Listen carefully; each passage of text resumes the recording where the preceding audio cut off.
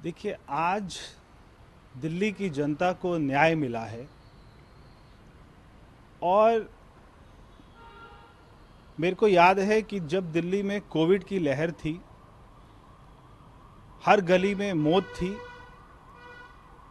उस समय दिल्ली के मुख्यमंत्री ऑक्सीजन देने की बजाय, दवाई देने की बजाय, इंजेक्शन देने की बजाय, हॉस्पिटल बनाने की बजाय दिल्ली में शराब पॉलिसी बना रहे थे। इससे ज़्यादा शर्म की बात कोई नहीं हो सकती है। और वो शराब पॉलिसी इसलिए बनाई जा रही थी क्योंकि उसमें हजारों करोड़ का घोटाला करना था। और मैं हमेशा से कहता रहा कि केजरीवाल इसका मास्टरमाइंड है और एक ना एक दिन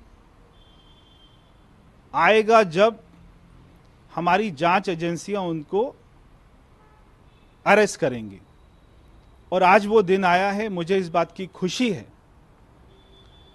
कि न्याय जो है देर तो हो सकती है मगर वो छुप नहीं सकता है। केजरीवाल को लगता था कि बार बार ईडी का सम्मन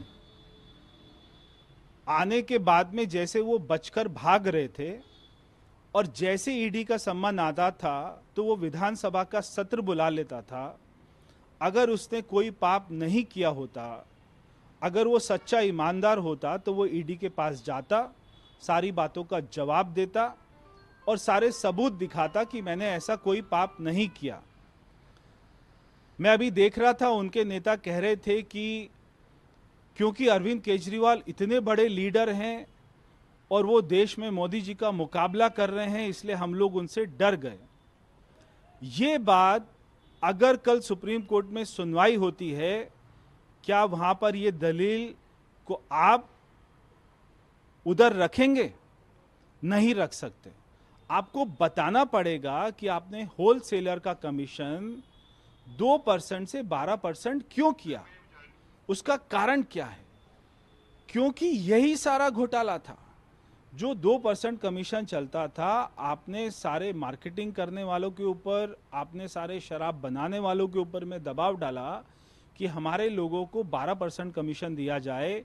यानी कि अगर 10,000 करोड़ रुपए की शराब बिकती है तो उसमें 1200 करोड़ रुपए सीधा सीधा कमीशन अरविंद केजरीवाल की जेब में जाता था। ये बहुत बड़ा घोटाला था। ये घोटाला आज जो है सामने आया है। आज अरविंद केजरीवाल की गिरफ्तारी मैं समझता हूं देश के न्याय के सुनहरी अक्षरों में लिखी जाएगी।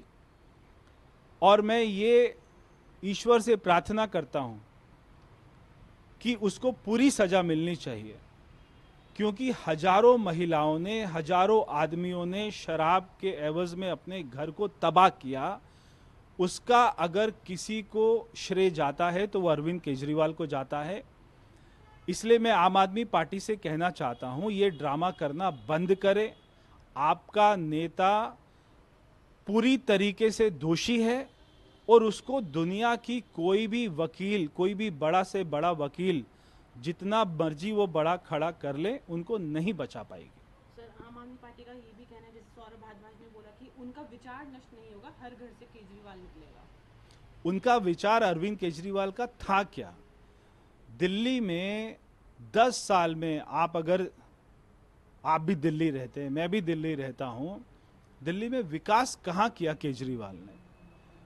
मैं फ्री करूंगा, मैं ये फ्री करूंगा, वो फ्री करूंगा, मगर उसके बाद भी फ्री कुछ नहीं किया।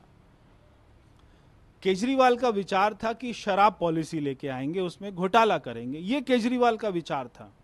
अगर सौरभ भारद्वाज का ये कहना है कि शराब पॉलिसी दोबारा लेके आएंगे, हम अरविंद केजरीवाल के विचार को दोबारा लेके आएंगे, तो ये उसकी गलतफहमी है। दिल्ली में ऐसी शराब पॉलिसी कभी नहीं आएगी जिसमें आप लोग कोई घोटाला करने का विचार रखते हो। जी न्यूज़।